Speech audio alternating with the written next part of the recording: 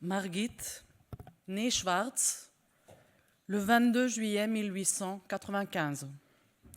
Pianiste, épouse d'un dentiste. 1923, le 13 juillet, naissance de son fils. Domicile à la Josefstadt, Vienne. Ses étés tranquilles à Reichenau, à la campagne. 1938, Anschluss, la fin du monde qu'elle avait connu. 1939, décembre, fuite de son fils unique en Palestine, tout seul, à l'âge de 16 ans. Margit reste, sa mère âgée a besoin d'elle. 1942, 1er octobre, transport numéro 43, elle a le numéro 1158. Déportation à Theresienstadt. 1944, le 6 octobre, transport numéro EO 1016, déportation à Auschwitz. Margit fut gazée immédiatement après son arrivée. Ma grand-mère n'avait que 49 ans le jour de sa mort. Elle a disparu, ainsi que les femmes, hommes et enfants qui n'ont pas réussi à échapper à leur bourreau. Mesdames et messieurs, veuillez m'excuser, je me permets d'évoquer mon histoire familiale dans mon discours. Il me semble que celle-ci peut nous rappeler ceux qui sont au centre des questions d'indemnisation et de restitution traitées dans ce forum. Les victimes, les rescapés. Mon travail de 24 ans avec les survivants m'a fait prendre conscience de ne jamais oublier que ces femmes, hommes et enfants ont enduré une période inimaginable. Je voudrais retracer brièvement cette historique. Avant la guerre, Vienne, la grande dame, capitale de l'Empire des Habsbourg, fut une patrie pour 200 000 juifs. C'était un monde plein de vie, d'une culture vibrante, une métropole de la fin du siècle, avec ses artistes célèbres, ses cafés littéraires et vie culturelle. Puis sont arrivés l'Anschluss de l'Autriche, les pogroms, la guerre, la Shoah. Puis est tombée la nuit, une longue nuit pendant laquelle dormait l'humanité et la compassion. Pendant le Troisième Reich, 65 000 hommes, femmes et enfants d'origine autrichienne furent victimes de la Shoah. D'autres 130 000 furent expulsés de leur patrie, obligés d'abandonner leur famille, leurs amis, toute leur existence et vivre en exil.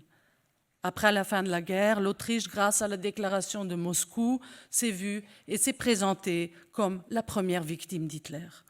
La majorité des Autrichiens ne voulaient pas accepter leur co-responsabilité. Ce n'est qu'en 1985, quand Kurt Waldheim était donc candidat à la présidence de la République pour la présidence fédérale. Il justifia son rôle pendant la Seconde Guerre mondiale comme « je n'ai fait que mon devoir ». Cette tentative faible de justifier et de relativiser son rôle fit l'objet d'un débat intense. Soudain, on voyait surgir des questions de responsabilité et culpabilité qui étaient restées trop longtemps étouffées dans la société autrichienne. Le 8 juillet 1991, enfin, le chancelier Vranitzky a fait sa déclaration fameuse parlant de la co-responsabilité autrichienne. Et finalement, en 1995, le Fonds national de la République d'Autriche pour les victimes du national-socialisme a été fondé. La création du fonds est l'expression de la responsabilité que la République prend vis-à-vis de toutes les victimes du national-socialisme en Autriche, non seulement les victimes juives. Le fait que le fonds est établi auprès du Conseil national souligne sa forte valeur symbolique. Lorsque j'ai eu l'honneur d'être nommé secrétaire général du nouveau fonds, j'ai demandé à mon père, le photographe magnum Eric Lessing, qui avait donc fui l'Autriche en 1939, ce qu'il attendait de moi, fonctionnaire de cette République qui, pendant les dernières années, 50 années, avait nié toute co-responsabilité. Mon père resta silencieux pour longtemps. Puis, il m'a répondu par 2 questions. Peux-tu me ramener ma mère de Auschwitz ? Peux-tu me rendre ma jeunesse volée ? Je savais qu'il avait raison. On ne peut ramener personne. on ne peut jamais réparer le mal, on ne peut jamais rattraper le temps perdu et inverser le cours du temps. Le passé, c'est un pays dans lequel on ne peut jamais retourner. Notre première mission fut la légitimation des victimes ainsi que le soutien financier aux personnes en situation de précarité. Depuis le premier jour, tout notre travail est consacré aux victimes. Aujourd'hui, des victimes d'origine autrichienne vivent dans 70 pays de ce monde. Environ encore 260 survivants vivent ici en France. La réparation est matérialisée par un geste symbolique. Au fil des années, le Fonds national a assumé diverses tâches dans un esprit de réconciliation et de responsabilité historique. Et vous voyez ici les 3 fonds dont je suis la secrétaire générale.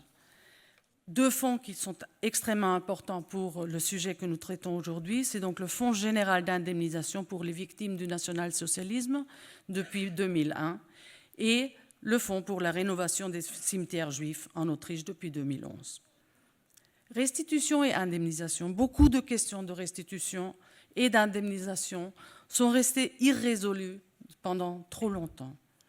Depuis 1945, l'Autriche a effectué différentes mesures de réparation, mais la plupart de ces restitutions étaient effectuées dans les années après la fin de la guerre, mais il y avait beaucoup de lacunes concernant les mesures.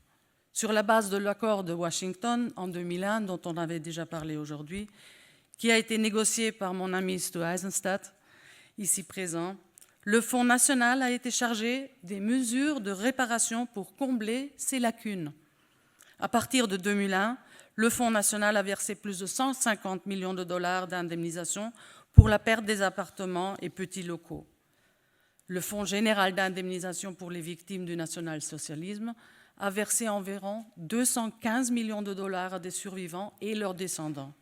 Plusieurs catégories, dont donc entreprises liquidées, comptes bancaires, actions, hypothèques, biens mobiliers, etc. Et nous en avons parlé déjà aujourd'hui, la plupart des requérants sont des descendants.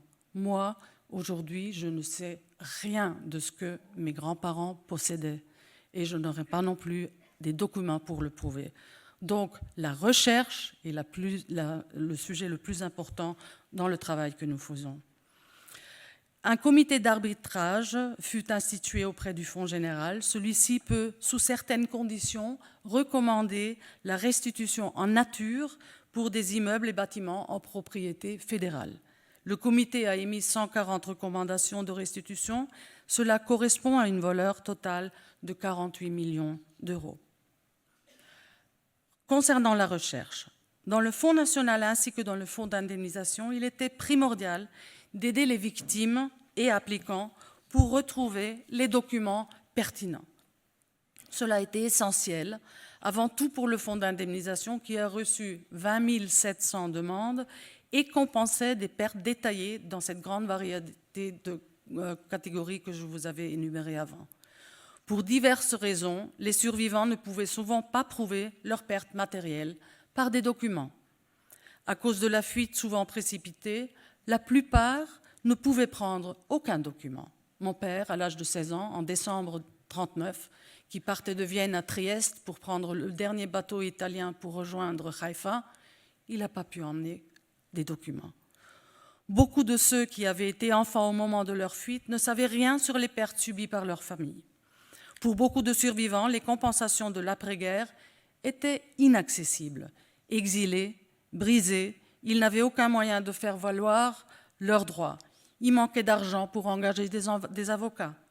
Longtemps, pendant l'après-guerre aussi, nombre d'archives contenant des documents pertinents n'étaient pas encore accessibles.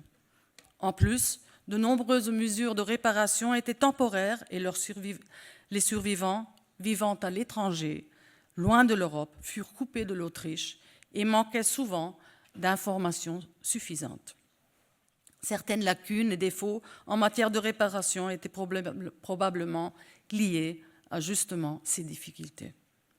Les fonds disposaient au pic d'activité de leur travail d'une équipe d'environ 100 personnes, parmi eux de nombreux historiens spécialisés qui recherchaient environ 160 000 différentes pertes individuelles. Ils ont travaillé avec diverses archives et ont également recherché des documents auparavant inaccessibles. Il faut souligner que sans ce travail intensif, de nombreuses pertes seraient restées inconnues et n'auraient pas pu être indemnisées. Un résultat supplémentaire de nos travaux de recherche est le Findbuch. C'est un Findbuch pour les victimes du national-socialisme, une aide à la recherche en ligne. Ce portail permet de chercher des documents sur des saisies de biens ainsi que sur des restitutions et des mesures de compensation dans toutes les archives autrichiennes. Quelques mots pour finir sur la restitution d'art. La restitution des œuvres d'art spoliées a longtemps été négligée. Entre 1938 et 1945, l'Autriche a été le théâtre d'un vol d'art sans précédent. D'abord sous la forme d'arianisation sauvage, ensuite les spoliations ont été organisées par les autorités. Souvent, les Juifs, avant leur fuite, étaient obligés de vendre leurs œuvres d'art bien en deçà de leur valeur ou de les confier en tant que dons à des musées autrichiens, car il leur était impossible de les emporter en exil à cause d'une loi de 1918, la loi d'interdiction d'exportation. Pour l'avenir, une question non résolue. Après 1945, les demandes de restitution des biens saisis étaient régies par cette loi de restitution. Et finalement, l'année 1998 a marqué un tournant dans la restitution d'art. Début janvier, la saisie de 2 tableaux de Schiele par le procureur de New York a déclenché un débat sur les œuvres d'art spoliées et les obligations de restitution. En février 1998, la commission de recherche sur la provenance a été créée. En décembre 1998 se tenait la conférence de Washington sur les biens de l'ère de l'Holocauste. Et le 4 décembre, finalement, 1998, le Conseil national a adopté la loi fédérale sur la restitution des œuvres d'art des musées et collèges fédéraux autrichiens. Cette loi donne une base claire pour la restitution de l'art en Autriche. Sur la base des rapports des rechercheurs sur les provenances, le Conseil consultatif de la restitution d'art, établi à la Chancellerie fédérale, adresse les recommandations. Afin d'atteindre des bénéficiaires potentiels, le Fonds national a mis en place une base de données d'art en coopération avec les musées fédéraux et de province, ainsi que des universités. Cette base de données d'art contient des informations approximativement de 9400 objets dans les collections et musées fédéraux en province. Entre-temps, un nombre d'institutions non soumises à la loi sur la restitution, telles que des universités et des musées privés, ont décidé de coopérer avec mon fonds sur une base volontaire. Je suis heureuse que dans certains cas, le Fonds national ait également contribué à la restitution. Vous voyez ici sur la feuille prochaine, en 2009, j'ai eu l'honneur de remettre un tableau du Wien Museum à son propriétaire légitime en Israël. C'était le tableau « La lettre d'amour » de Johann Nepomuk Schödelberger. Lorsque j'ai donné au descendant, Freddy Weiss, j'ai pu constater à quel point il était ému lorsqu'il tenait entre ses mains cet héritage de famille perdue. Mais il reste aussi beaucoup d'œuvres qui ne pourront jamais être restituées et pour lesquelles nous cherchons des solutions adéquates. Pour ce cas, la loi prévoit la participation du Fonds national. Stu Eisenstadt l'a déjà mentionné. Les œuvres d'art qui ne peuvent pas être restituées aux propriétaires d'origine ou à leurs héritiers seront attribuées à mon fonds afin de les utiliser au profit de personnes persécutées par le régime nazi. Cette solution s'inscrit dans la tradition des mesures précédentes, car le traité d'État de 1955 prévoyait non seulement l'obligation pour l'Autriche de restituer les biens confisqués, mais aussi précisait que l'Autriche devrait utiliser les avoirs sans héritier pour la réparation et le soutien des victimes. Un exemple que vous connaissez sûrement était l'action de Mauerbach, qui fut une mesure pour l'utilisation de biens spoliés sans héritier. En octobre 1996, la maison de vente Christie's a organisé la vente aux enchères de 1045 objets d'art qui avait été entreposé depuis 1966 dans l'ancien monastère de la Chartreuse de Mauerbach. Développement et statu quo, les premières restitutions sur la base de la loi sur la restitution d'art ont impliqué de nombreux collectionneurs fameux, entre eux Louis Rothschild, la collection d'art d'Oscar Bondy, Erich Lederer et Ferdinand Bloch-Bauer. Aujourd'hui, les œuvres restituées ont souvent une faible valeur matérielle, mais ce sont ces objets qui montrent clairement que la majorité des objets pillés sont issus de toute classe sociale, du cœur de notre société. Pour l'avenir, une question non résolue reste la question des objets appartenant à des propriétaires privés, qui ne sont pas soumis à la loi sur la restitution d'œuvres d'art. Pour ces derniers, la restitution n'est pas une question de droit, mais de conscience. Dans ce domaine, il faudra sensibiliser le public et faire appel à la responsabilité morale de la société civile. Mesdames et messieurs, je voudrais terminer pour une histoire personnelle. En mars 2015, je suis allée en Israël pour recevoir une relique de l'histoire de ma famille. 2 couronnes de Torah en argent des années 1930. L'oncle et la tante de mon père, David et Bertha Lessing, en ont fait don à la synagogue en mémoire de leur fils Heinrich, qui est mort jeune. Pendant le pogrom de novembre 1938, les couronnes de Torah avaient disparu. Elles restaient perdues pendant des décennies. Par pur hasard, l'ancien président de la communauté juive de Vienne les a découvertes dans un catalogue de vente aux enchères à Jérusalem et m'en a informé. J'ai donc pu les racheter et les rendre à mon père, qui retrouva ainsi un morceau de son passé volé. Même après 70 ans, des objets volés émergent des ténèbres de l'histoire. Nous accordons une importance énorme à la recherche des héritiers de ces objets, car ils revêtent une importance sentimentale au-delà du temps. Merci.